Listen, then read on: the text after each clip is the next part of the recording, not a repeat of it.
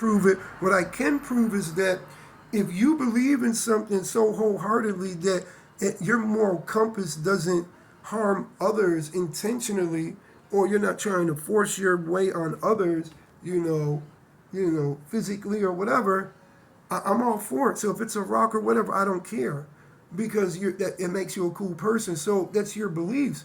Now your actions, I deal with you because of your actions. If you're a good person and you stand 10 toes down, you could do stuff that you don't do just because it's not, you wouldn't want to feel that way. Man, I rock with you, bro. I rock with you. For real, for real. I don't care what you believe in. Why am I going to say because you believe in a certain thing and all your characters that you have makes you a person I like to be around, means that I can't be around you? I don't, whatever.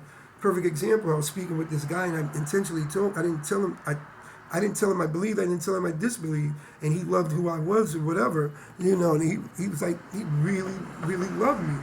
And then one day we had a conversation and I said, hey man, what if I told you that I didn't believe? And I didn't tell him I believed or didn't believe. I just said that, and he changed the way that he behaved with me. He stopped calling me everything. And I said, wow, that's really messed up, because first of all, he thought I was cool. But because he didn't agree with something that I didn't even say, he changed up. So he really wasn't cool. He was cool with conditions. And I get that.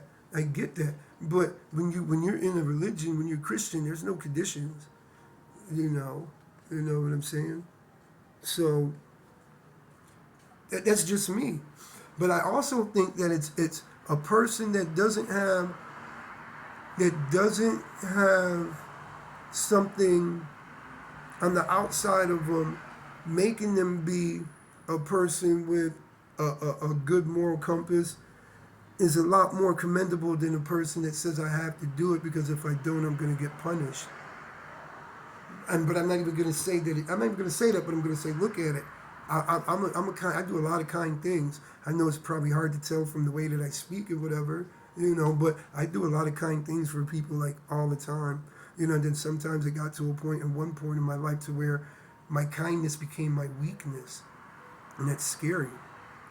So anyway, I'm going to hold myself accountable by making videos where most of my videos are not cursing and not using the bad words.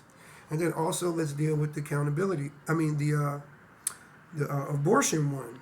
Now, when I did the abortion video, that the reason why the punishments were so severe is because it wasn't that I want something like that to exist. I don't want somebody to have to die. I want somebody to have to get out of the country. I really don't want somebody to have to do that, and I do really believe in the one abortion thing, but I think the punishments could probably be less, to where it's not something to where you go to jail, but it's something to where you get shamed for it, like the red letter, the adulterous letter, because if you get shamed for it, that means if you don't get shamed for it, then whatever. But if you don't want to get shamed for it, if you don't mind everybody knowing that there's a possibility that you might just they might just have a baby and you just have to go kill their kid or whatever, you might not do it. But why would I have to make a video with such extremes on it for somebody to really think like, oh, I hate them extremes? But if you really look at it, it's just making it fair across the board. And honestly, this is a society of extremes. I just did that to kind of trigger some people. Now, do I think something like that would make a change if it was extreme like that? I think if it was extreme like that, it would change this. It would change society. But I think that if you have something in place like that and there is a punishment for it, it would change also. But it doesn't have to be murder and death. That was just all me talking crap or whatever, just to get you to watch and get you to disagree or whatever. But then you could come back and see, oh, okay, now I see why he did it. So it's not the extremes. It's like, here's an extreme situation, but I still make the same decisions because I'm going to come out with horrible outcomes, and I see horrible outcomes happening. And then we went with the accountability. Now, watching my videos, I do my videos intentionally a way to trigger, and then the next video after it will either explain or tie in, but I always say something at the beginning like perception, accountability. And I don't show right or wrong or fair. I show opportunity and understanding your contract. So that's what the videos are. So if you watch them in order, you'll start to see, like, if something triggers you, like he don't like religion or whatever, that's really not what it's about. It's really about, hey, if I say something and you don't like it, then you have to question yourself. Is it his focus on religion or the lack thereof what I should be focusing on? Or should it be the story?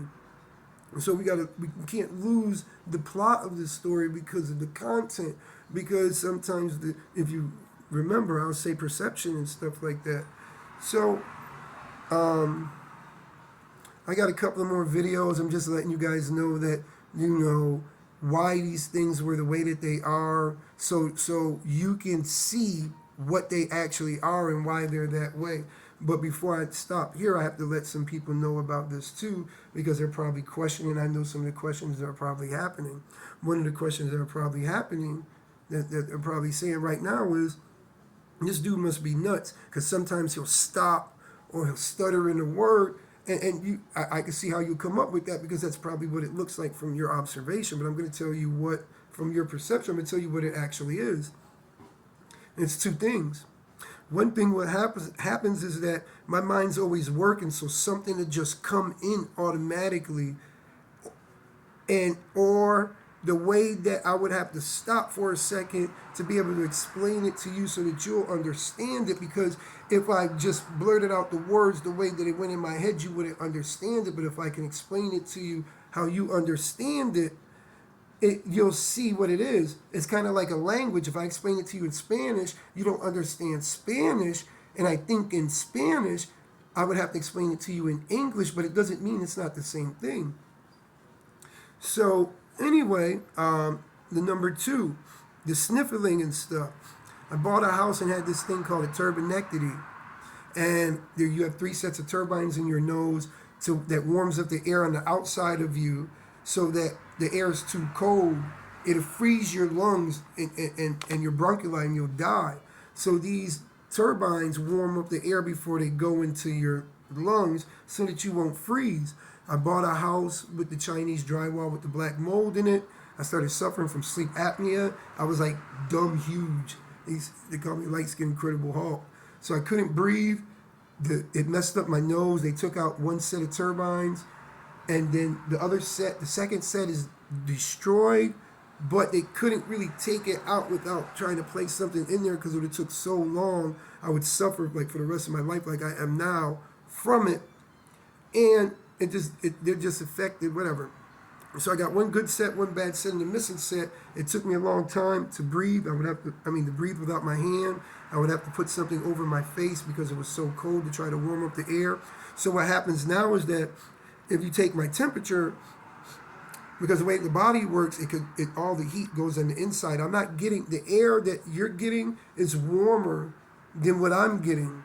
So my hands always stay extremely cold, and my feet, but my core is hot. So when you take my temperature, it's 98.6, but I'll touch you with my hands, and my hands are cold, and I get cold easier and quicker. So people will say, oh, why are you cold? It's not cold. I'm cold because the air is colder that goes inside of me, which puts colder oxygen into the blood that runs through my body.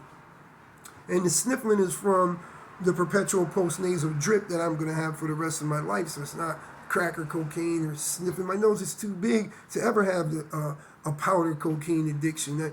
I tried sniffing. It don't work. It don't work for me. Before this happened, I would try it, and it just gives me nasal drip, and it just doesn't work for me. It wasn't my drug of choice. My drug of choice was crack and anything that made me fearful, like paranoid. And no matter what, I would do whatever to get it to be in that paranoid state, because I was sick. I just thought that this was how I was supposed to always be. Just always be in a state of paranoid and in fear. And that's crazy, but it is what it is. I'm being transparent. So we have that. And also I have dyslexia. So now my dyslexia really messes with me because my mind is always going somewhere, and I love it too. And my dyslexia kicks in, so I'll say something, so you have to follow it, follow where I'm going. So I might say something and contradict myself and not put a word in there, but I think I put the word in there, but I didn't. So it's not then contradicting myself. My dyslexia kicks in. And because I have so much going on in my mind that I want to throw at you guys and give to you, and I know I can't possibly do it because it would get lost in translation, number one, and number two, you wouldn't be able to handle it. Just like I wouldn't be able to handle all the information at once of something that you have a very